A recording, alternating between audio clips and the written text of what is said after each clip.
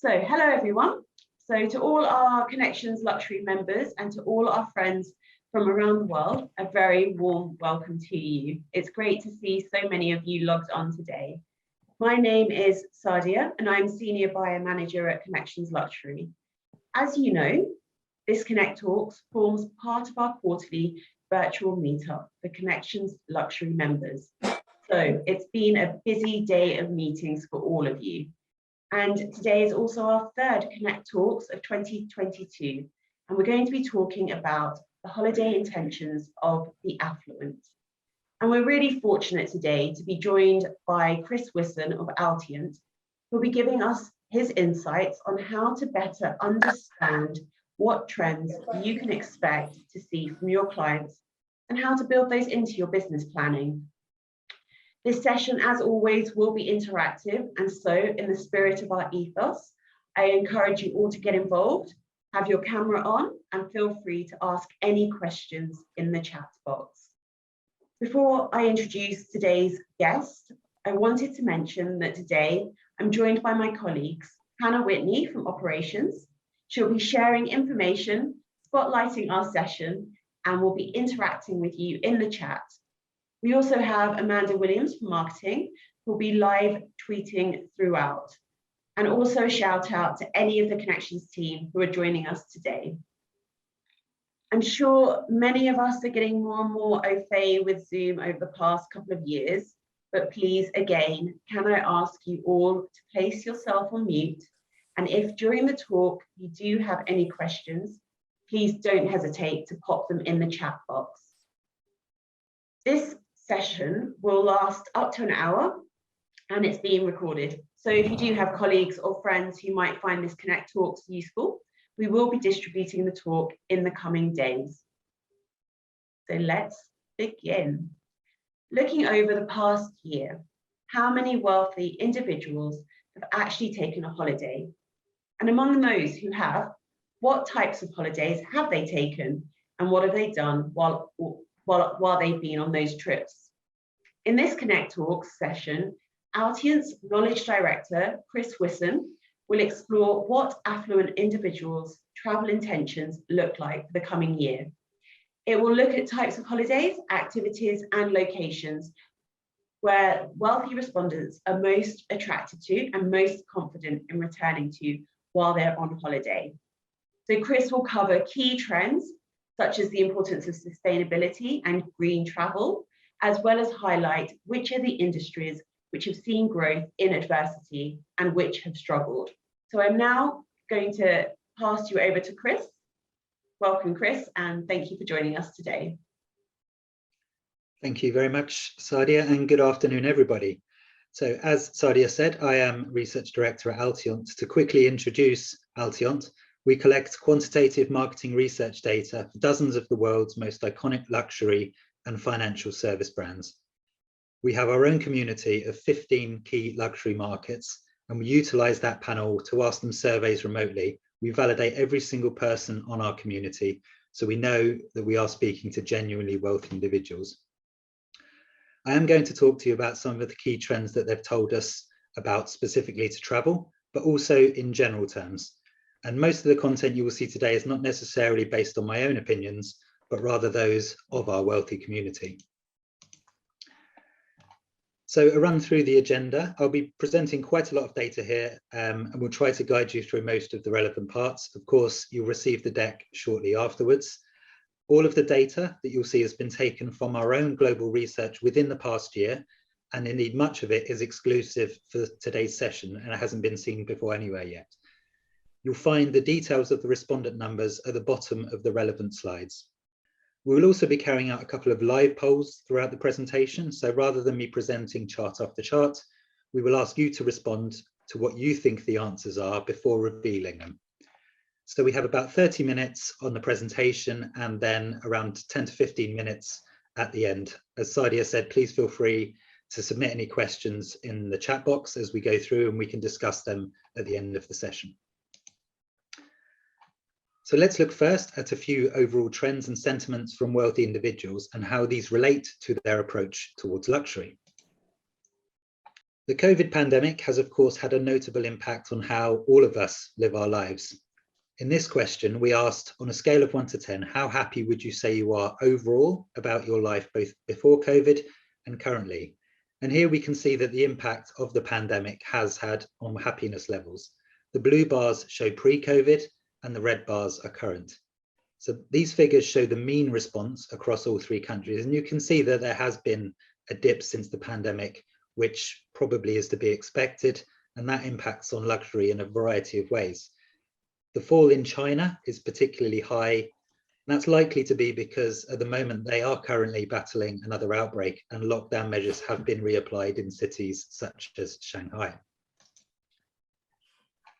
Now, it's easy to think of wealthy individuals as being always big spenders, but that who do not really think about value for money. But our research consistently shows that that's probably too simplistic a way of looking at it.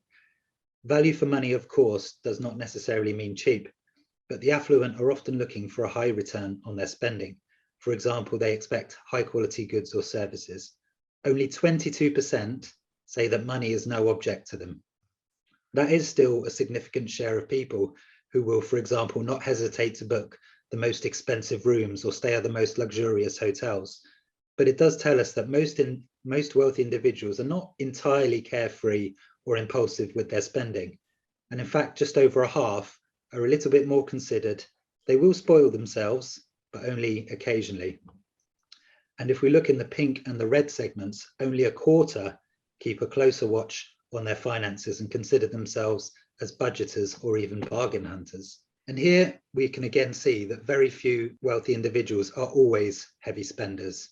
So this chart shows agreement with the statement, I generally buy the most expensive luxury brands available. The agreement with that statement is represented by the light and the dark blue sections in each of the three countries, and the red and the pink segments are the disagreement. Overall, agreement with that statement stands at 46%.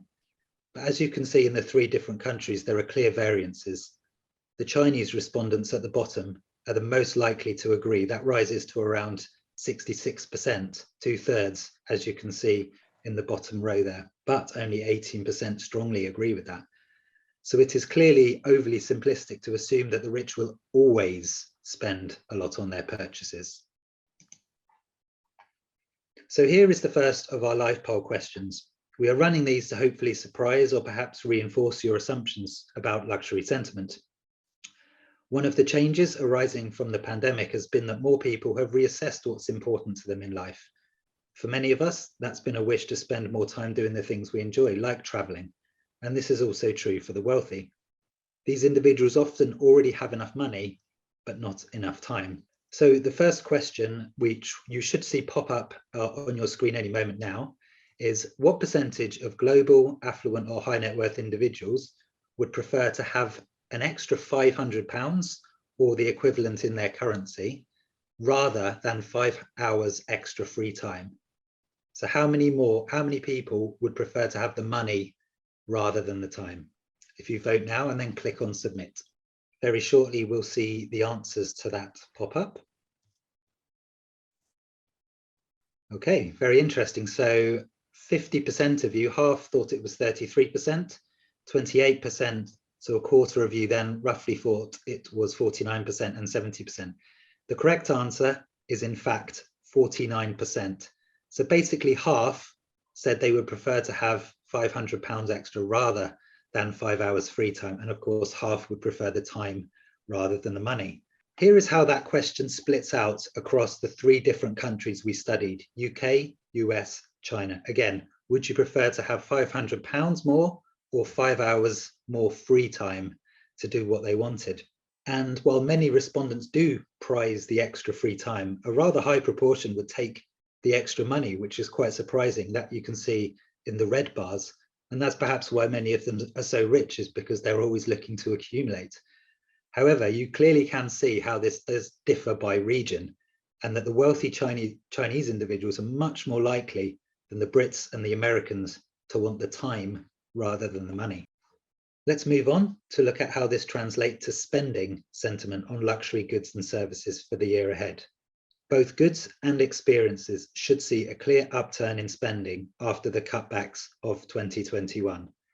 Around half of our respondents expect to spend more on both goods and experiences in the coming year. The increase there is shown in the light blue and the dark blue segments. And Americans are the most likely to spend more on experiences. That rises to 60%. Travel brands are now explicitly looking to tap into this mentality.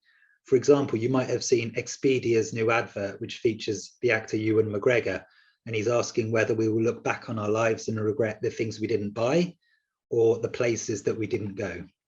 Just briefly touching on social media, which is of course a key feature of many of our daily lives and has arguably become more so since the pandemic. Here we asked whether our wealthy respondents have participated in various activities in relation to luxury brands and services on social media in the past 3 months. Liking, recommending and following brands are the most popular activities, while around a quarter make purchases via social media platforms.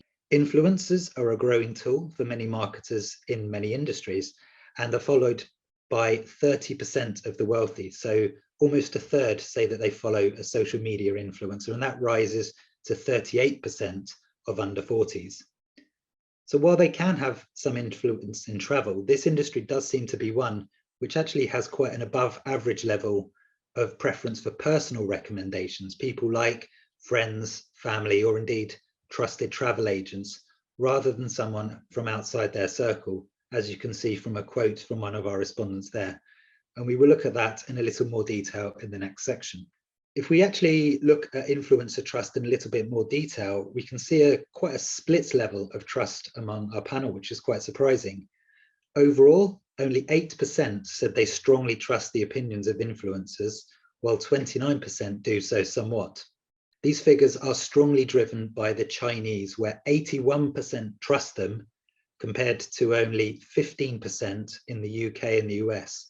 So in the Western market, skepticism is much higher. So of course, they can be a highly effective marketing tool when well chosen. But as the influencer economy has boomed, honesty and authenticity have become much more important. Growing numbers of companies such as Ogilvy are now committing to only working with influencers who do not alter or touch up their images in order to present a more genuine and authentic line of communication. So that's the overall overarching picture. Let's move on now to look at how some of these trends relate specifically to luxury travel. Every quarter at Altiant, we run a quarterly tracker. It asks various questions about finance, overall sentiment. Travel is one of the key areas. And we ask, how often have you purchased a luxury travel brand or service within the past year? So the 5 different columns you can see here all relate to a different quarter, going back to the start of 2021. Each quarter has about 500 global responses. And you can see here clearly that travel is bouncing back strongly in the wake of the pandemic. On the right, almost half of our respondents in Q1, with the box around it there, they said that they took multiple trips in 2021. That shows the clear intention to resume holidays. You can clearly see here how increasing numbers each quarter are resuming their holidays, and the number of people who said they took no holidays, which is in the red, is gradually in decline. These results are edging back towards pre-COVID levels, but there is some way to go yet. Pre-COVID, we would see the dark blue bar around 60% having multiple holidays and 20% having none at all. So there is a little way to go yet, but the trend is clearly going towards that way. And of those 30% who said that they had not holidayed last year, the majority will remain a little conservative, with only 17% of those expecting to resume travel in the year ahead. In spending terms, we asked, thinking about the most expensive holiday lasting at least 5 days, which they took last year, approximately how much did you spend on the travel, accommodation and entertainment? In spending terms, many travelers took their trips with indulgence clearly in mind. When all currencies were normalized to US dollars, only 3% spent less than $1,000, while just over a third spent between $1,000 and $7,000, and just over half spent upwards of $7,000. Americans in particular are a particularly lucrative pool of affluent travelers for brands to target, and are the most likely to have spent heavily on a luxury holiday. Against that total quarterly figure of 17%, who spent more than $14,000, this rose to 22% among Americans. Now we're going to ask the second of our live poll questions, which should pop up on your screen in a moment. The question is, what percentage of global and affluent and high net worth individuals say that they plan to spend more on luxury travel in the next 12 months compared to the last 12 months? So this was a question we asked in Q1. So how many more expect to spend more on travel in 2022 versus last year? 60%, 70%, or 80%? The answer will pop up very shortly. Okay, a good mix. So around a third of people thought 60, around a third 70, and around a third thought 80. The correct answer there is in fact 60%.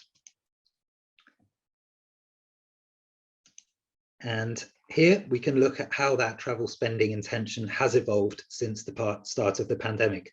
This time, each quarter goes back to the start of Q1 2020. So just as the pandemic was breaking out, and you can clearly see the immediate impact that COVID had, it led to that reduction in travel intention as the share of those not planning to travel, that's who we see in the red bars there, that jumped up from 13% to 46% immediately. In the intervening period, you can see that there's been a gradual return towards normality. And in Q1 2022, as we just saw, 60% said they expect to spend more on luxury travel in the year ahead. Only 12% expect to spend less. Frequently, our respondents told us that they plan to travel more to make up for lost time as pandemic regulations eased. And a number of airlines are already reporting that ticket sales are approaching or have returned to pre-pandemic levels. Here we can see the relative percentages of wealthy individuals who plan to spend more in the following categories for the year ahead. And travel was leading the way, as we just saw. 60% said they plan to spend more on travel in 2022. Other categories such as fashion, leather goods and technology trail a little way behind, and only around 40% expect to spend more on them in the year ahead, which is still, of course, a significant number. Financial uncertainties mean that wealth management is also seeing an upturn as the wealthy look to safeguard or even grow their finances further. So travel is showing clear signs of recovery now, but we have to, of course, be aware that it is vulnerable to changes in countries' policies and the emergence of new variants. As such, many wealthy travellers may remain watchful about planning their holidays, both in terms of frequency and location. The onus is on the tourism industry to remain agile and flexible to cater to the moving parts of holiday bookings. In this question, we asked, thinking about your travel intentions might change against pre-COVID years, are you likely to take more, fewer, or about the same number of holidays to the following places? And you can see domestic and regional travel should be a little bit more popular than going further afield among many of our sample. Indeed, this has been exacerbated by the virus, with fewer wealthy travellers willing to take the risks, the perceived risks, should I say, of longer haul journeys. Those risks might be potential quarantines, security queues at airports, self-isolation periods, which means that many are instead opting for more domestic trips or going to countries closer to their residence. And that looks likely to continue throughout 2022 and maybe even into next year. Overall, Americans have the highest desire to increase their travels and are the most likely of the three regions studied, in this case, to take more holidays, both to shorter and longer haul destinations. As we'll see a little bit later on, 59% say that they are now either a little or very confident to travel on a plane. However, it's clear that shorter haul flights will be preferred in the immediate future for some travellers as they look to minimise their time on board where they can. But they're also trying to do this to minimise their carbon footprint. Now, of course, travel in 2022 carries extra bureaucracy and complexities than it did 3 years ago. There is therefore a need for frictionless travel so that individuals can take holidays with peace of mind. Many countries have now double vaccinated and even boosted most of their adult populations, which of course makes travel easier, but variant outbreaks can continue to cause disruption. COVID passports were quite a divisive subject when they were discussed last year, but when we conducted research on this in 4 countries in spring 2021, you can see that the majority were actually receptive to carrying these as a means of travelling, as you can see in the dark blue and the red bars. These numbers would surely be higher even now, especially in France, where there was initial reluctance and reticence towards the vaccines themselves, which explains the lower number there. The new outbreak and shutdowns of COVID we're seeing in China at the moment has certainly hindered inbound tourism into the region, and we may unfortunately see regional outbreaks such as this in the future. 44% of APAC travellers told us that they would be willing to take tests every 48 hours while travelling, while 3/4 would carry a connected device with them at all times, for example, so that they can get vaccine alerts. This chart shows the most popular holiday destinations and types of holidays within those locations. Now, it's important to note that this data does not include any responses from Middle Eastern or African-based individuals. So that can help to explain why the number in Middle East and Africa is a little bit lower than in the other regions. As we saw on the previous slide, many travellers are liable to stay close to home, either within their own country or continent. So that will help to explain, for example, why 80% of Europeans plan to travel within Europe within the next year. Family holidays and city breaks are broadly the most popular types of holidays in all regions, with multi-generational trips in particular continuing to rise as travellers look to make up for lost time and enforce separations from the pandemic. This is sometimes being called 3G travel, in which 3 generations of a family take a holiday together. And while we are inching back towards normality and the world slowly reopens, it's important to note that some travellers will remain cautious about being in crowded spaces, and that might hinder the recovery of some industries, such as cruises, for example. For example, almost 2/3 of APAC travellers told us that they will continue to socially distance on holidays in the near future. And the result of this is that hidden gems such as Montenegro or Costa Rica, these places are becoming even more popular as they are a way of avoiding more well-known perhaps or tourist areas, or at least they are for now. Think also about how Matera in Italy, for example, has gone in a matter of decades from somewhere that very few people really knew to a high-end destination for travellers looking to escape the crowds. Although, of course, as these places do become more popular, they sort of lose their hidden gem status and become more crowded in kind. So let's look at what affluent people do while they're on their holidays. We can see on this chart that many wealthy travellers are looking for a holistic luxury experience, almost from when they leave home to when the trip ends. So they are looking for luxury while they are travelling, to where they stay, to what they do while they are away, whether that's going to a spa, going to a wellness retreat, or anything like that, any activities while they're on the trip. And the pandemic has meant that many travellers are also looking for more authentic and human experiences. In the survey we did last year with 500 wealthy APAC individuals, almost 3/4 said that they plan to use travel agents for at least some of their trips in the year ahead. And the main reasons for doing so were convenience, finding the best deals, and staying up to date on the changing travel rules and regulations. Increasingly, this is something which wealthy individuals want travel agents to help them with. And wealthy individuals are also craving more personalized experiences, both in travel and luxury generally. The companies which are most effective at understanding their clients' wants and needs should continue to appeal to the affluent traveller. Holiday authenticity also relates to reflecting the local environment and culture. As we saw earlier, many wealthy individuals take multiple trips a year, and hotels which do not create a unique or outstanding impression can be easily forgotten. On the other hand, hotels which celebrate their local environment and cultures can help to create unique and more memorable experiences which travellers will remember for years and of course want to recreate. And if we continue looking at the same study with 500 wealthy APAC travellers, we can see that key role which travel agents should have in bookings this year. 1/3 of these travellers say that an advisor is influential upon their decision, and that's 4th in the ranking there. But it's in fact the highest influencer outside of immediate family and friends. So that's really good news for travel agents. Less personal connections such as work colleagues or social media influencers carry a much lower impact for these people. While this data looked specifically at Asian travellers, we would expect to see broadly similar trends in the other regions too. So while some people do still have concerns and apprehensions about travelling, here we can see that global confidence to undertake various activities is reasonably strong. The red and pink columns indicate low or no confidence in the different holiday activities, and you can see these are now in the minority. The light blue bars show some cautious confidence, particularly when it comes to more communal type activities, such as buffet-style meals at hotels, flying, or taking part in exercise or wellness classes. Nevertheless, as we can see by the dark blue bars, confidence is reasonably strong for many of these activities now, particularly for staying in hotels at the top there. 54% feel very confident to do so, and that bodes very well for bookings in the year ahead. We should also make note of, despite this returning confidence, there is likely to be some caution among travellers, particularly in the older age groups.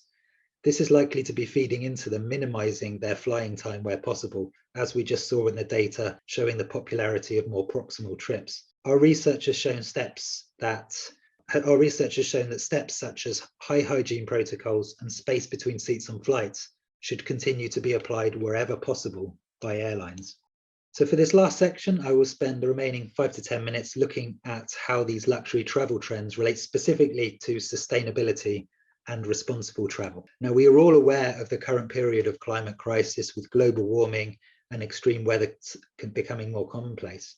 89% of wealthy individuals are concerned about this, and 45% are very concerned. Fewer than 1 in 10 say that they are not worried about it. So this is clearly an issue which preoccupies the wealthy. Sustainability is now something which all businesses and activities should be considering and acting on. From sports clubs to fine dining to international music tours, it's increasingly being put front and center as companies try to act more responsibly. Many affluent consumers now expect companies to be doing this, so much so that acting sustainably is becoming the norm rather than the exception. Brands which do not acknowledge this do risk being left behind. The importance, however, is for these brands to act with authenticity and transparency, as more consumers are becoming skeptical about potential cases of greenwashing. It's not enough to make vague or even worse, misleading claims about environmental goals, as savvy consumers will see through this and share misinformation. As this recent Skift article states on the right, being sustainable is not a PR exercise. 89% say that they are significantly or somewhat tackling climate change in their actions or lifestyle. Already 89% are doing so. Of the 3 countries we surveyed in this research, Americans lag a little bit behind the Brits and the French for doing so. These personal changes include at-home activities such as recycling, eating less meat, using their car less. But a third are also talking about flying less for environmental reasons. And that will again be another reason feeding into that growth of domestic or shorter haul tourism. For Brits, for example, this might involve taking the Eurostar to mainland Europe rather than flying. While many think they are already making behavioural changes for the good of the environment, many want to do more. 3/4 want to do more personally, and 59% say they are trying to encourage their friends and family to reduce their carbon footprint. Many individuals will also be actively looking for brands to enable them to do more. For example, for flights, this can be in the form of commitments to net zero emissions, something which the International Air Transport Association has committed to by 2050. 61% are also prepared to follow strict environmental recommendations in order to tackle climate change, with only 17% disagreeing with this. In other research we did, we found that surprisingly 58% said that they would actually be in favour of their government introducing a carbon tax, and that rises to 84% in China. And that would basically give each individual a fixed number of carbon credits to use annually, for example, on flights. So there is a definite clear movement towards sustainability, and for the tourism industry, the need to provide sustainable and eco-friendly trips and offset any environmental impact is only likely to increase in the coming years. As a result, sustainability is often something which wealthy individuals are looking out for when they're making purchases. This question asked whether they actively research or look out for brands which make these claims. Almost half always or frequently do so, and as you can see, that rises highest in China to almost 3/4. Only 7% never look out for these factors, which shows how integral this subject has now become in the purchase decision-making process. And if we look at this even more closely, we asked, would you avoid buying from a luxury brand which does not have sustainable or ethical principles and practices? 42% said that they might or would be very likely to avoid luxury brands. That's in the red and the pink segments. And that figure rises to 52% among Chinese respondents. Only a third said that they would be unlikely to avoid such brands in these cases. So buoyed by the pandemic, we are seeing a clear growth towards travelling with purpose. 40% of wealthy individuals say that they will prioritise responsible travel in the future. Increasingly, conscientious holiday goers are looking for their trips to be of a net benefit or at least neutral to the location. The idea of jumping from place to place to superficially tick bucket list boxes is falling away as travellers are looking for more genuine experiences. So that means contributing to the local economy, interacting with the locals and immersing themselves in the culture, and of course staying in eco-friendly accommodation whenever possible. Many leading hotel chains now have this strategy as a key part of their business, and this can be implemented in various and innovative ways, such as reducing water usage, growing food on site, and eliminating single-use plastics as much as possible. One example of this is in JW Marriott Hotels, which has been planting edible gardens in its hotels for the past 3 years. Another example of a company doing this well is the new Room 2 hotel in Chiswick, West London. Every step of the hotel is planned around zero waste, local sourcing of materials, being entirely net zero carbon. And as you can see, it claims to be 89% more energy efficient than a typical hotel. Pioneers like this will lead the way and become more commonplace as hotels move with the times. Another trend is for some travellers to take items such as children toys or educational materials on their trips, which they can donate to local communities. One such company is Pack for a Purpose, in which travellers can select their destination or initiative to contribute to. And this concept of purposeful travel is explored in a new film I recently saw about called The Last Tourist. The explosion in international travel over the past 30 years means that we will all have to be more considerate about how we are travelling. The film looks at the issue of over-tourism, something which authorities are tackling in various locations such as Venice and Barcelona, but as a way of trying to preserve the local environment. At the moment, I believe this film sadly is only available in the US and Canada, but the trailer is on their website as displayed.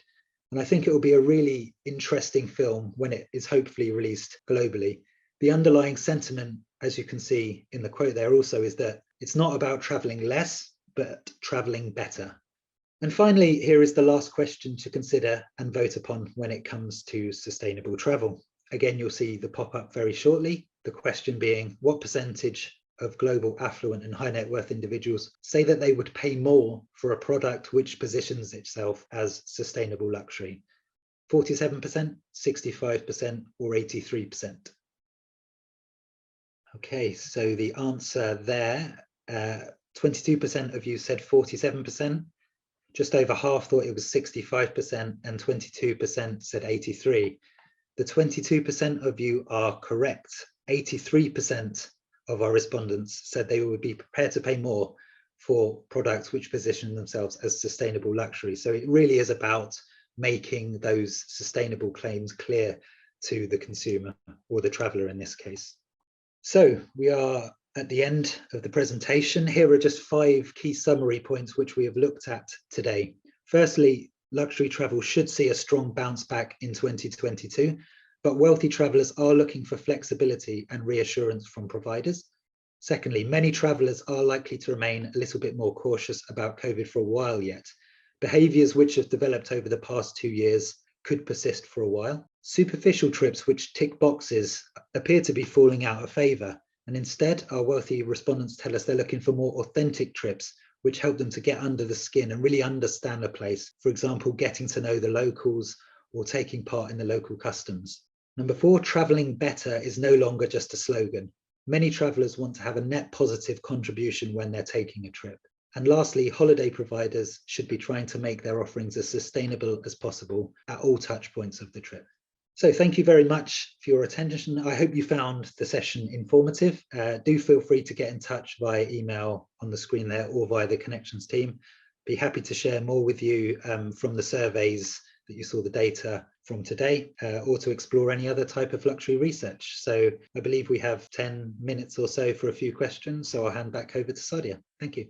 Thank you, Chris. We're actually going to keep you in the spotlight. I'm sure there've been many things that people are thinking as they've listened to your really interesting presentation. I've received a few messages. Federico, he mentioned kind of the difference in market and the perceptions that that has to behavior and the decisions that the consumers do make. And it'd be really interesting to find out from others within the community whether Chris's findings did actually resonate with what you're experiencing from your clients, because there is part of me that is wondering, you know, where you say 83% are making decisions to be more sustainable, whether that is the truth, and whether people are using that as part of their decision-making process.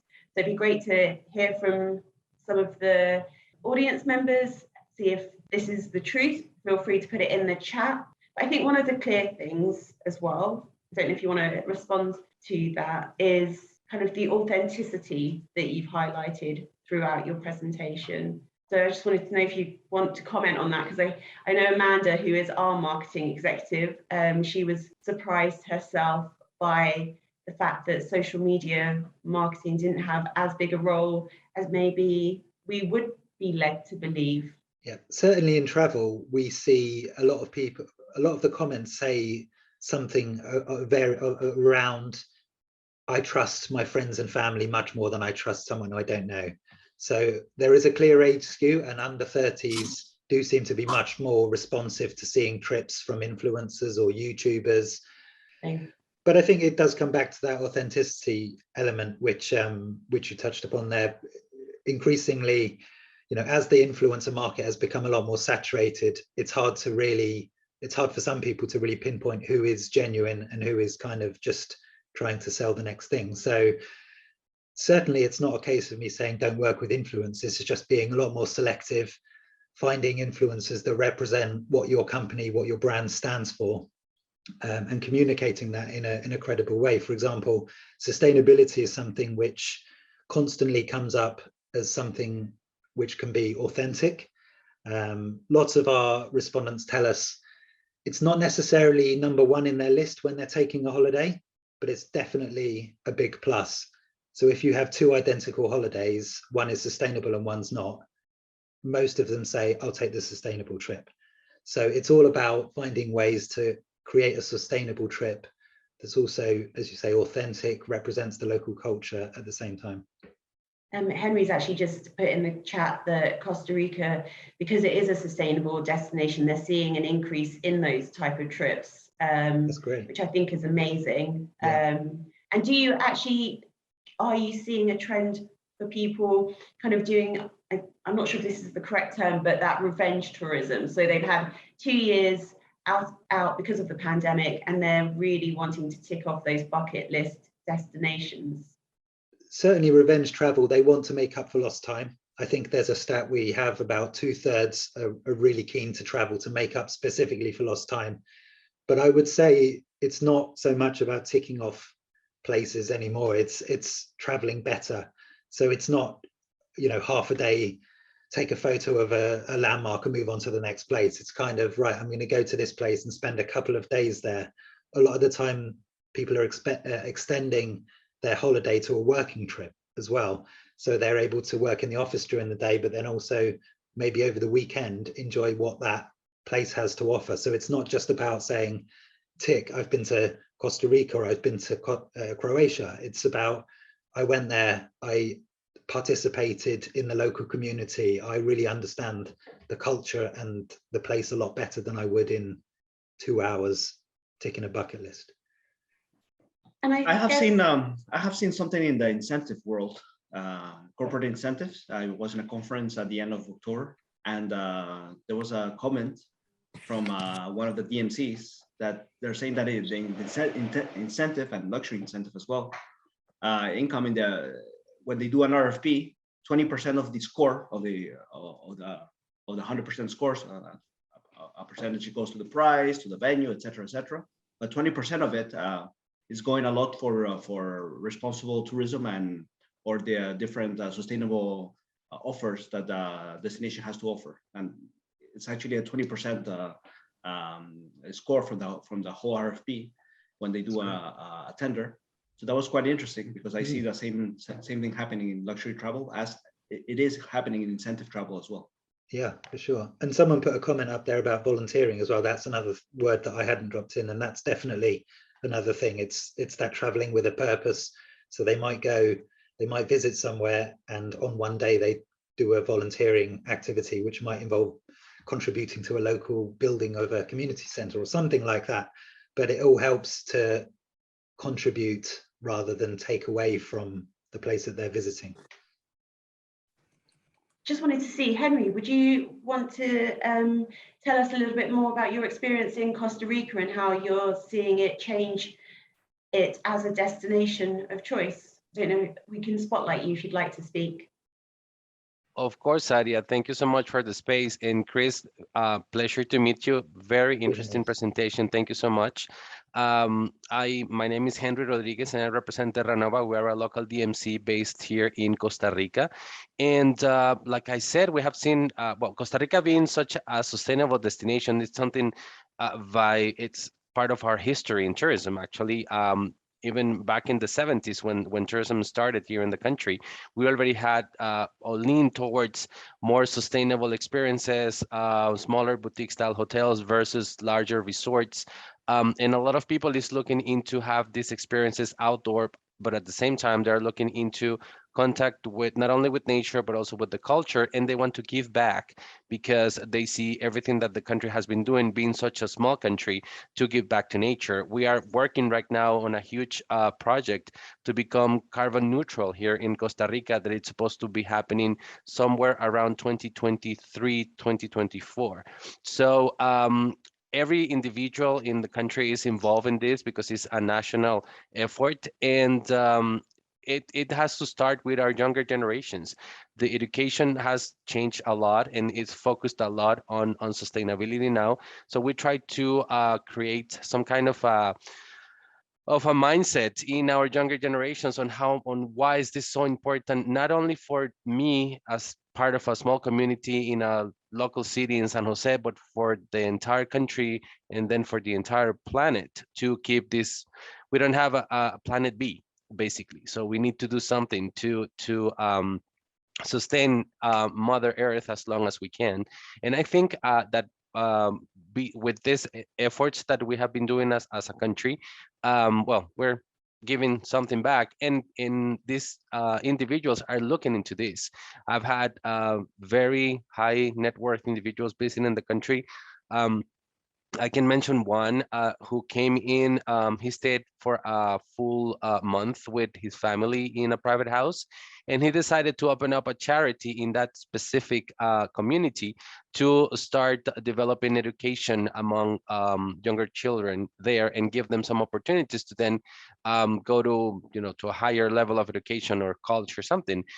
So not only he did this trip for a month in this amazing house with full of services and doing a lot of things, but also he started this charity, and now he is helping a lot that specific community. And I have a lot of other examples, but I don't want to take too long. You are the man in this presentation, but that's some of the things that we have seen in the country. And yes, we have seen a lot of interest on this. And like you say, people is looking into a more barefoot luxury kind of experience. It's not about the bling and the gold. It's about getting dirt, getting your hands dirty, helping the community, living by them and enjoying their culture.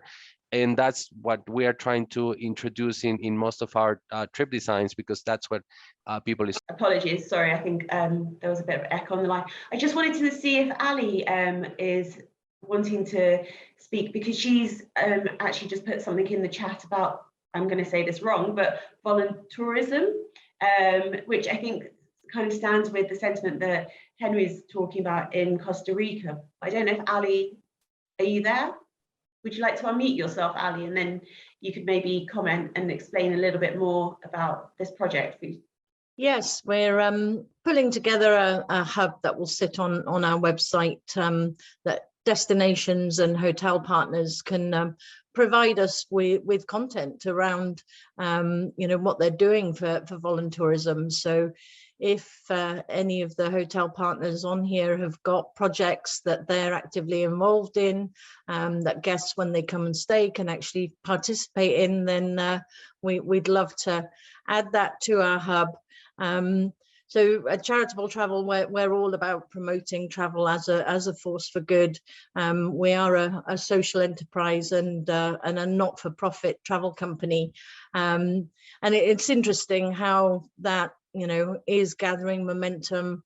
On World Earth Day, we had another feature in the Telegraph newspaper about, you know, booking with a responsible travel company. And I think it goes to Chris's point about having that validation of you're doing the right thing, booking the right hotel. And if you've got a choice, we're very much seeing that our clients are asking of us, okay, what are the sustainable and responsible travel ethos of property A versus property B? So we're definitely seeing that coming through to us now as very much a part of the decision process.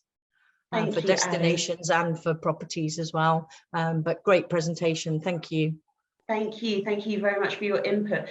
Just finally, we do have a very, hopefully a question, I think, for Chris from Veselka. Apologies if I just pronounced that wrong. She's asking kind of about the gap between providers talking about sustainability and that message getting across to the end client. So do you have any words of advice, Chris, to take us to end this session? So essentially how to communicate sustainability to travellers. So as I say, increasingly there's becoming a little bit more skepticism of people making sustainable claims. So it's not enough to sort of say something quite vague about we're going to maybe do this. You know, it's all about backing up your talk with action. So for example, the Marriott example I gave in the presentation about the edible gardens, it's visible, they communicate it clearly to their guests, but also to people on their social media channels. So that's a great case. The other one in West London, in Chiswick, I went along recently. It's just fantastic just to go along, and I would strongly advise anyone in London just to go and have a look and experience that type of venue, that type of location is getting a lot more coverage in the media nowadays. So that gives travelers a lot more confidence in sustainability as a traveling goal, as a traveling benefit, I guess. But honestly, it's all about being clear, being transparent, not making vague claims about we're going to do this in 20 years. It's about this is what we're doing now, this is how we're going to get there, and that kind of thing actually resonates quite a lot. Thank you so much, and I think that's a really positive note to end this session on. I want to thank you very much for your time today, Chris, in working with our community members to explain some of the key trends that they can expect to see. I really do hope that you all found it thought-provoking and as insightful as I personally did. And thank you so much for everyone for all of your time. If you do want to get in contact with Chris, then please feel free to do so via the platform. He is one of our valuable advisors within the community, and I'm sure he'd welcome an open discussion about some of the experiences that you're having with your clients. But this does mark the end of our session, so please feel free to leave this Zoom, and I hope the rest of your meetings today, if you do have any more, work well for you. Thank you very much.